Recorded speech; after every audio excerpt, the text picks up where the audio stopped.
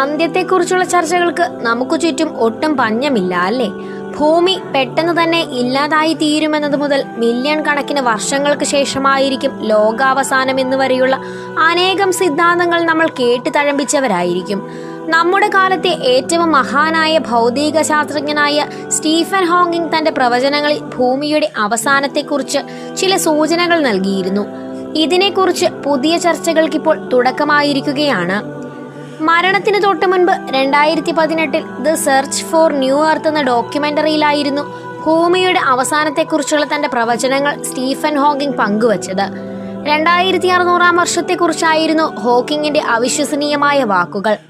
മനുഷ്യൻ ഭൂമിയെ ഉപയോഗിക്കുന്നതിൽ കാതലായ മാറ്റങ്ങൾക്ക് തയ്യാറായില്ലെങ്കിൽ ഭൂമി ഒരു ഭീമാകാരൻ തീഗോളമായി മാറും എന്നതായിരുന്നു സ്റ്റീഫൻ ഹോക്കിങ്ങിന്റെ പ്രവചനം.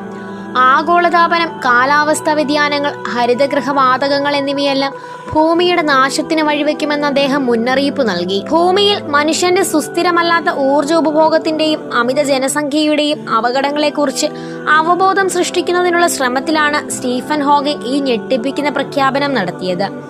അതിവേഗം വളരുന്ന ജനസംഖ്യ ഭൂമിയെ അസഹനീയവും ചുട്ടുപൊള്ളുന്നതുമായ ഗ്രഹവും വാസയോഗ്യമല്ലാതാക്കി മാറ്റുകയും ചെയ്യുമെന്നും ഹോക്കിംഗ് നിരീക്ഷിച്ചു.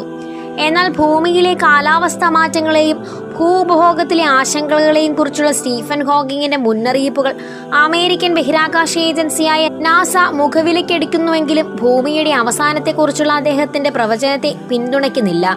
കഴിഞ്ഞ 50 വർഷത്തിലധികമായി നാസ ഭൂമിയെക്കുറിച്ച് പഠിക്കുന്നു. എന്നാൽ ഭൂമി 2600 അവസാനിക്കുമെന്ന് പറയാൻ ഞങ്ങൾ തയ്യാറല്ല എന്നുമാണ് നാസ വക്താവിന്റെ പ്രതികരണം.